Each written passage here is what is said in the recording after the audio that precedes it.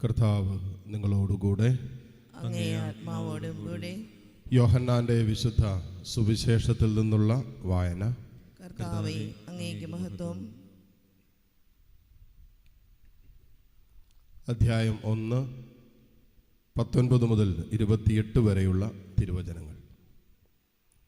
നീ ആരാണ് എന്ന് ചോദിക്കാൻ യഹൂദർ ജെറുസലേമിൽ നിന്നും പുരോഹിതന്മാരെയും ലേവ്യരെയും അയച്ചപ്പോൾ യോഹന്നാന്റെ സാക്ഷ്യം ഇതായിരുന്നു: ഞാൻ ക്രിസ്തുവല്ല. അവൻ അസന്ദിഗ്ധമായി പ്രഖ്യാപിച്ചു. അവർ ചോദിച്ചു, എങ്കിൽ പിന്നെ നീ ആരാണ്? ഏലിയായോ? അല്ല എന്നവൻ പ്രതിവചിച്ചു. അവർ വീണ്ടും ചോദിച്ചു, എങ്കിൽ നീ പ്രവാചകനാണോ? അല്ല എന്നവൻ മറുപടി നൽകി. അവർ വീണ്ടും ചോദിച്ചു, അങ്ങനെയെങ്കിൽ നീ ആരാണ്? ഞങ്ങളെ അയച്ചവർക്ക് ഞങ്ങൾ എന്ത് മറുപടി കൊടുക്കണം? നിന്നെക്കുറിച്ച് തന്നെ നീ എന്ത് പറയുന്നു? അവൻ പറഞ്ഞു, ഏശയ്യാ ദീർഘദർശി പ്രവചിച്ചതുപോലെ, കർത്താവിൻ്റെ വഴികൾ നേരെയാക്കുവിൻ എന്ന് മരുഭൂമിയിൽ വിളിച്ചു പറയുന്നവൻ്റെ ശബ്ദമാണ് ഞാൻ. ഫരിസേയരാണ് അവരെ അയച്ചത്. അവർ അവനോട് ചോദിച്ചു, നീ ക്രിസ്തുവോ ഏലിയായോ പ്രവാചകനോ അല്ലെങ്കിൽ പിന്നെ സ്നാനം നൽകാൻ കാരണമെന്ത്? യോഹന്നാൻ പറഞ്ഞു, ഞാൻ ജലം കൊണ്ട് സ്നാനം നൽകുന്നു. എന്നാൽ നിങ്ങളറിയാത്ത ഒരുവൻ നിങ്ങളുടെ മധ്യേ നിൽപ്പുണ്ട്. എൻ്റെ പിന്നാലെ വരുന്ന അവൻ്റെ ചെരുപ്പിൻ്റെ വാറഴിക്കാൻ പോലും ഞാൻ യോഗ്യനല്ല. യോഹന്നാൻ സ്നാനം നൽകിക്കൊണ്ടിരുന്ന ജോർദാൻ്റെ അക്കരെ ബഥാനിയയിലാണ് ഇത് സംഭവിച്ചത്. കർത്താവിൻ്റെ സുവിശേഷം. ക്രിസ്തുവേ, അങ്ങേക്ക് സ്തുതി.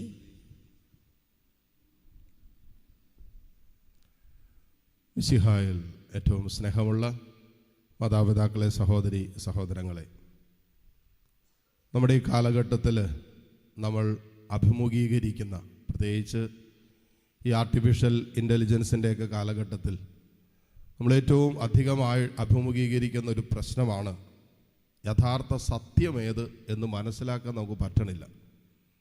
ഇപ്പോൾ തന്നെ ഒരു വീഡിയോയോ ഒരു ഫോട്ടോയോ ഏതെങ്കിലുമൊക്കെ ഒരു ഓഡിയോ ഒക്കെ നമ്മൾ കേട്ട് കഴിഞ്ഞാൽ ഇത് സത്യത്തിൽ അവർ പറഞ്ഞതാണോ, അവർ തന്നെയാണോ പറഞ്ഞത്, ഇത് അവരാണോ, ഇത് നമുക്കറിയില്ല.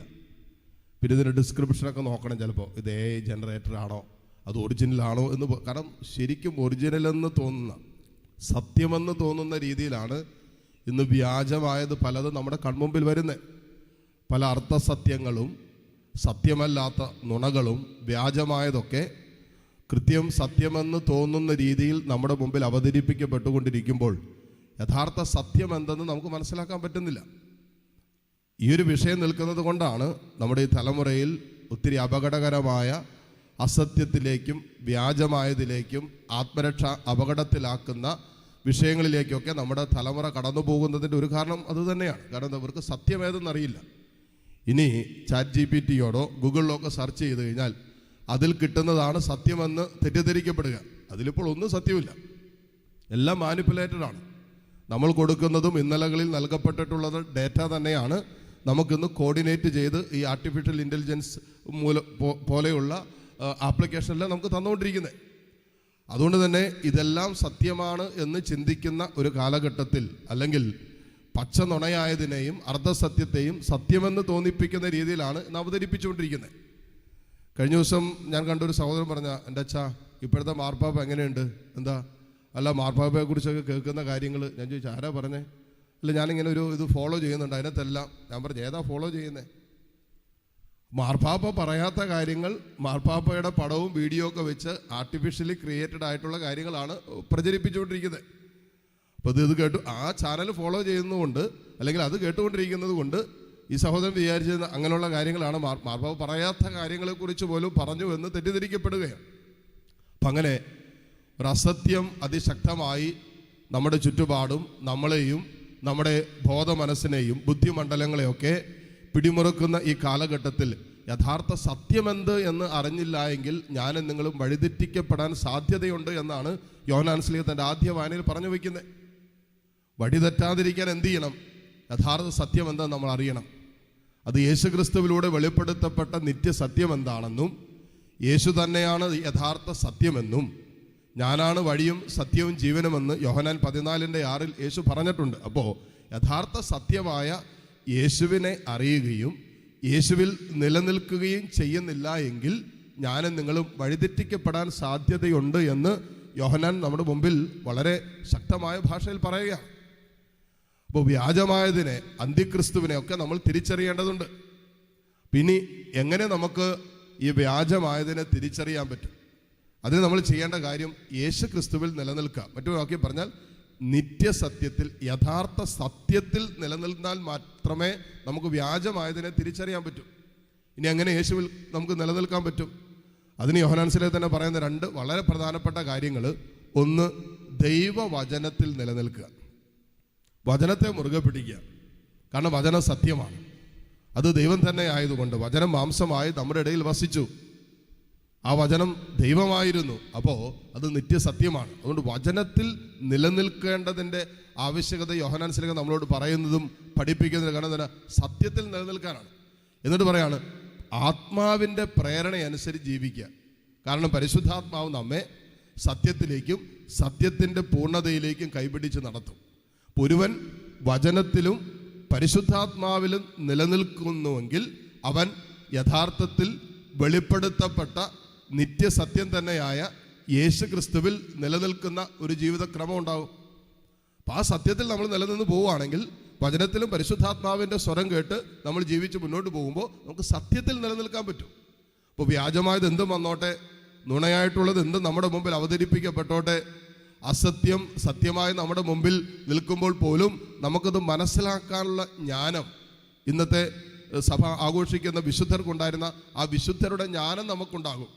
ഒരു സഭാ പണ്ഡിതരാണ്, വിശ്വാസത്തിന് സാക്ഷ്യം നൽകിയവരാണ്, വിശ്വാസത്തെക്കുറിച്ച് പഠിപ്പിച്ചവരാണ്. അത്രമാത്രം പാഷണ്ഡതകളും വിശ്വാസത്തിനെതിരായ കാര്യങ്ങളൊക്കെ ചുറ്റുപാടും നടക്കുമ്പോൾ യഥാർത്ഥ വിശ്വാസം എന്തെന്ന്, സത്യം എന്തെന്ന് പഠിപ്പിച്ചവരാണ്, സഭാ പണ്ഡിതരാണ് ഇവരൊക്കെ. അപ്പോൾ ഇവർക്കത് എങ്ങനെ കിട്ടി? ഇവർ യഥാർത്ഥ സത്യം തന്നെയായ യേശു ക്രിസ്തുവിൽ വചനത്തിലൂടെയും പരിശുദ്ധാത്മാവിൻ്റെ സ്വരം കേട്ട് നിലനിന്നത് കൊണ്ട് ഇവരെ വ്യാജമായതൊന്നിലേക്കും നുണയിലേക്കോ ഒന്നും അവരെ നയിക്കാൻ പറ്റിയില്ല. ഇനി സുവിശേഷത്തിൽ നമ്മൾ കാണുന്നത് എന്താ? യോഹന്നാന്റെ അടുത്ത് വന്നിട്ട് ചോദിക്കുക, നീ ആരാണെന്നാണ്. യേശു ക്രിസ്തുവിലായിരുന്നത് കൊണ്ട് ക്രിസ്തുവിലൂടെ പൂർത്തീകരിക്കപ്പെടേണ്ട രക്ഷയെക്കുറിച്ചുള്ള ആദ്യപടിയെന്നോണം യോഹന്നാൻ സ്ലീഹ അനുതാപത്തെക്കുറിച്ചും മാനസാന്തരത്തെക്കുറിച്ചും പ്രഘോഷിക്കപ്പെട്ടുകൊണ്ടിരിക്കുമ്പോൾ യോഹന്നാന് കൃത്യമായൊരു അറിവുണ്ടായിരുന്നു. എന്താണ്? താൻ ആരാണെന്ന്. ഇതും സത്യത്തിൻ്റെ പൂർണ്ണതയാണ്. ദൈവത്തെക്കുറിച്ച് ഒരു ദൈവ പൈതൽ യഥാർത്ഥ സത്യത്തെക്കുറിച്ച് അറിയുമ്പോൾ ആ സത്യത്തിൻ്റെ അതേ ആത്മാവ് എന്നിലും പ്രവർത്തിക്കുന്നത് കൊണ്ട് ഞാൻ ആരാണ്, ഈ സത്യത്തിൽ ഞാൻ ആരാണ്, യേശുക്രിസ്തുവിൽ ഞാൻ ആരാണ്, എൻ്റെ വില എന്താണ്, എൻ്റെ വിളി എന്താണ്, എൻ്റെ ദൗത്യം എന്താണ് എന്നൊക്കെ ഒരു ദൈവപൈതൽ യഥാർത്ഥത്തിൽ തിരിച്ചറിയാണ്. എത്രയോ പേര് വിളി അറിയാതെ, യഥാർത്ഥത്തിൽ ദൈവം നമ്മളെ ഏൽപ്പിച്ചിരിക്കുന്ന ദൗത്യം തിരിച്ചറിയാതെ, അല്ലെങ്കിൽ ഇതെല്ലാം മനസ്സിലാക്കിയിട്ട് അതിനോടുള്ള ബന്ധത്തിൽ ജീവിക്കാൻ പറ്റാതൊക്കെ കടന്നു പോകുന്നതിന് കാരണം എന്താണ്? വളരെ കൃത്യമായിട്ട് യോഹന്നാൻ സ്ലീഹ നമ്മൾ ഓർമ്മപ്പെടുത്തുന്നത് യേശു ക്രിസ്തുവിൽ അവനോടുള്ള ബന്ധത്തിൽ നമ്മൾ ആരാണെന്ന് നമ്മൾ തിരിച്ചറിയാണ്. ദൈവത്തിൻ്റെ മകനാണ്, ദൈവത്തിൻ്റെ മകളാണ്. അതുകൊണ്ട് യോഹന്നാൻ സ്ലീഹ പറഞ്ഞു, ഞാൻ ജലം കൊണ്ട് സ്നാനം നൽകി, അവൻ അഗ്നി കൊണ്ട് സ്നാനം നൽകും, പരിശുദ്ധാത്മാവിനാൽ നമ്മെ സ്നാനപ്പെടുത്തുമെന്നാണ് പറഞ്ഞത്. അപ്പോൾ യേശു ക്രിസ്തുവിനോടുള്ള ബന്ധത്തിൽ നമ്മൾ ആരാണെന്നും യേശു ക്രിസ്തുവിൽ നമ്മൾ ആരാണെന്ന്, യഥാർത്ഥ സത്യത്തിൽ നാം നമ്മെ കാണുക, യഥാർത്ഥ പ്രകാശത്തിൽ നാം നമ്മെ തന്നെ കാണുകയാണ്. അപ്പോൾ നമ്മൾ ആരാണ്, നമ്മുടെ വില എന്താണ്, നമ്മുടെ യഥാർത്ഥത്തിൽ വിളി എന്താണ് എന്ന് തിരിച്ചറിഞ്ഞുകൊണ്ട് ജീവിക്കാൻ യോഹന്നാൻ സ്ലീഹ നമ്മളെ പഠിപ്പിക്കുകയാണ്. ഈ വചനഭാഗങ്ങൾ യഥാർത്ഥത്തിൽ ഈ ന്യൂ ഇയറിൻ്റെ പുതുവർഷത്തിൻ്റെ ആരംഭ ദിവസങ്ങളിലായിരിക്കുമ്പോൾ ഈ വർഷക്കാലം മുഴുവൻ നമ്മളെ ദൈവത്തിൻ്റെ വചനവും പരിശുദ്ധാത്മാവും കൈപിടിച്ച് നടത്താൻ നമ്മെ അനുവദിച്ചാൽ നിത്യസത്യത്തിൽ, നിലനിൽക്കുന്ന സത്യത്തിൽ ജീവിക്കാൻ നമുക്ക് സാധ്യമാണ്. ഈ സത്യം ഈശോ തന്നെയാണ് എന്നുള്ള തിരിച്ചറിവ് പരിശുദ്ധാത്മാവ് നമ്മെ നയിക്കട്ടെ. ഉള്ള കൃപയ്ക്കായി ഈ ബലിയിലൂടെ പ്രാർത്ഥിക്കുകയും ചെയ്യാം. ആമേൻ.